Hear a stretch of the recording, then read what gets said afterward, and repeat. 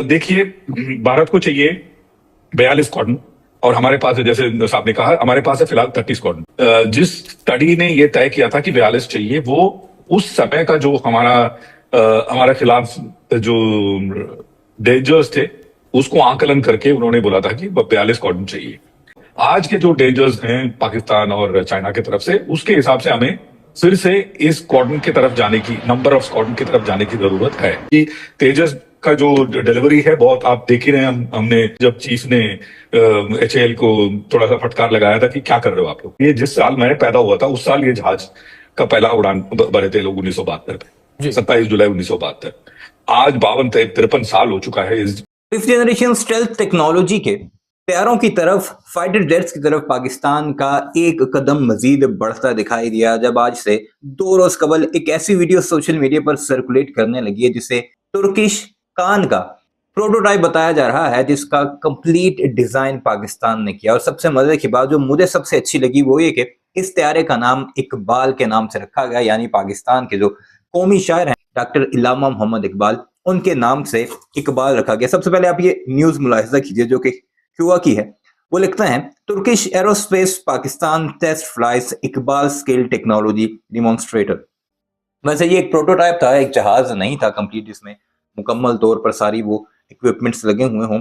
सबसे पहले डिजाइनिंग होती है, उसके बाद उसका प्रोटोटाइप बनाया जाता है, फिर उसका टेस्टिंग फेज होता है, और टेस्टिंग फेज के बाद आप मेन जहाज की तरफ जाते हैं उसे उड़ाने के बाद। तो ये एक प्रोटोटाइप था, लेकिन इतना जरूर पता चल चुका है कि इसका डिजाइन ये होगा, और ये कंप्लीट का कंप्लीट डिजाइन पाकिस्तानी इंजीनियर्स ने बनाया है। अब ये न्यूज पढ़ते हैं। On 14th March 2024, Turkish Aerospace Pakistan successfully conducting the maiden test flight of Iqbal, a locally developed technology demonstrator।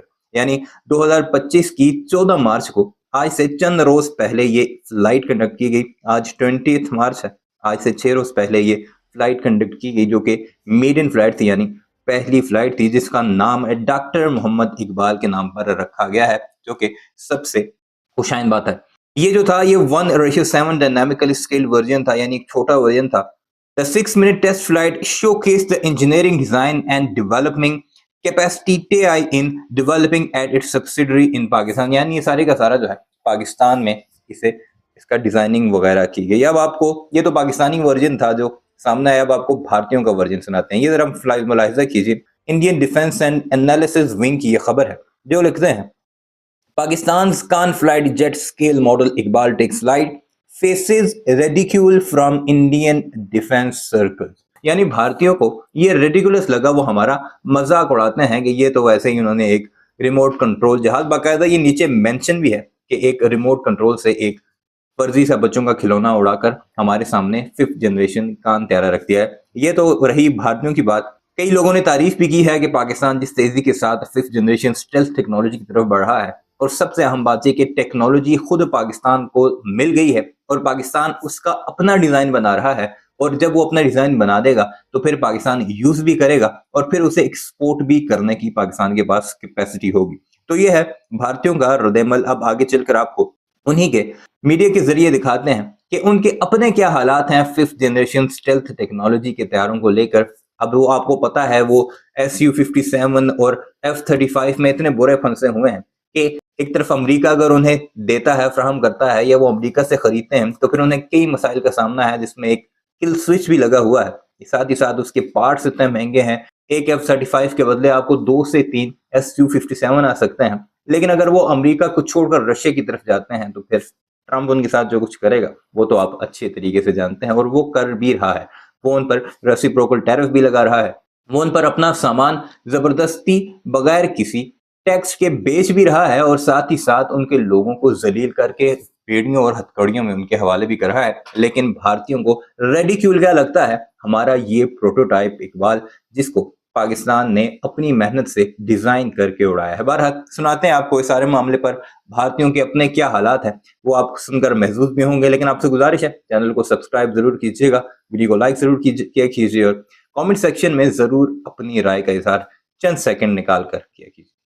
देखिए, भारत को चाहिए 42 स्क्वाड्रन और हमारे पास है, जैसे साहब ने कहा, हमारे पास है फिलहाल 30 स्क्वाड्रन। अब 42 स्क्वाड्रन का नंबर ले लेते हैं जी। ये जो भारत को 42 स्क्वाड्रन चाहिए, ये जिस स्टडी ने ये तय किया था कि 42 चाहिए, वो उस समय का जो हमारे खिलाफ जो डेंजर्स थे उसको आकलन करके उन्होंने बोला था कि 42 कॉर्डन चाहिए। आज हो सकता है वो नंबर कम या ज्यादा हो। आज के जो डेंजर्स हैं पाकिस्तान और चाइना की तरफ से, उसके हिसाब से हमें फिर से इस कॉर्डन की तरफ जाने की, नंबर ऑफ कॉर्डन की तरफ जाने की जरूरत है। ये मेरा अपना व्यक्तिगत मानना है। हो सकता है 42 से ज्यादा हो सकता है 42 से कम हो। जी। सबसे पहली बात। दूसरी बात, बट आंकड़े ये कहते हैं कि देखिए, एक तो क्वालिटी है, एक तो क्वांटिटी है। क्वालिटी बेहद अच्छा हुआ है जब से मैंने फ्लाइंग करना शुरू किया। मैंने मिग 21 चलाया है। और दर्शकों को ये भी बताऊं, 2004 में कोप इंडिया एक एक्सरसाइज हुआ था जिसमें मिराज 2000 हम उड़ा रहे थे, और यूएस के साथ हमने F-15 के खिलाफ भी हमने एक्सरसाइज किया है, एक मॉक कॉम्बैट वगैरह किया है इस जहाज के खिलाफ। और सबसे महत्वपूर्ण बात मैं जो कह रहा था कि 30 कॉर्डन को निस्संदेह बहुत कम है।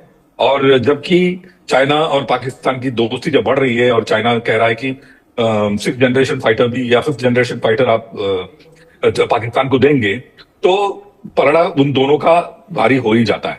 जी। और 242 जहाज लेने की जो मुहिम थी पिछले 15-20 साल से, जब मैं मिड लेवल पे था तब से चल रही है वो बात।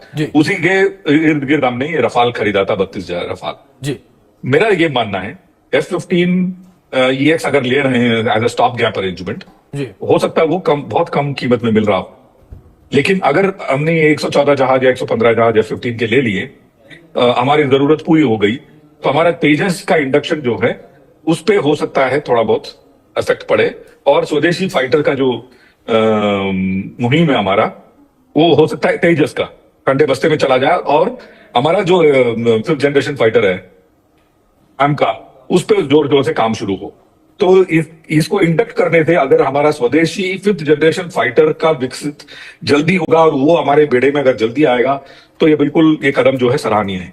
इसमें कोई निस्संदेह सराहनीय है, क्योंकि तेजस का जो डिलीवरी है बहुत आप देख ही रहे हैं। हमने आप ही के चैनल में चलाया भी, जब चीफ ने HAL को थोड़ा सा फटकार लगाया था कि क्या कर रहे हो आप लोग। तो इसके मद्देनजर मैं बिल्कुल ही ये सराहनीय कदम मांगता हूं, अगर ये इमीडिएटली अवेलेबल हैं हमारे को, हमारे बेड़े में आ जाएं तो। दूसरी बात, ये जहाज जो है F-15, ये हमें समझना जरूरी है। ये जिस साल मैं पैदा हुआ था उस साल ये जहाज का पहला उड़ान भरे थे लोग, 1972 में, 27 जुलाई 1972। आज 52-53 साल हो चुका है इस जहाज को उड़ते हुए अमेरिकन स्काईज और सऊदी अरेबियन स्काईज एंड उस एरिया में। तो ये EX नाम जो है, जैसे मारुति 800 को हम नए नए नाम से लॉन्च करते रहे, बिल्कुल उसी तरह से ये EX वर्जन है। निसंदेह इसके अंदर का जो पुर्जे हैं वो नए हैं, आधुनिक हैं, डिजिटल हैं, और बहुत सारे वेपन कैरी कर सकता है। 13 टन ले जा सकता है ये। और जबकि हमारा सुखोई 30 जो है 8 टन ले जा सकता है। तो ये बिल्कुल ही कारपेट बॉम्बिंग करने में बहुत ही माहिर है। बहुत वॉर में ये पार्टिसिपेट कर चुका है, गल्फ वॉर 1 हो, गल्फ वॉर, आप ये जो आधुनिक जितने भी वॉर हैं, हर वॉर में F-15 अपना परचम लहरा चुका है अपना। वीडियो अपने मुलाहिजा की कमेंट सेक्शन में इस बारे में अपनी राय का इजहार जरूर कीजिएगा। चैनल को सब्सक्राइब नहीं किया तो जाते जाते उसे भी जरूर सब्सक्राइब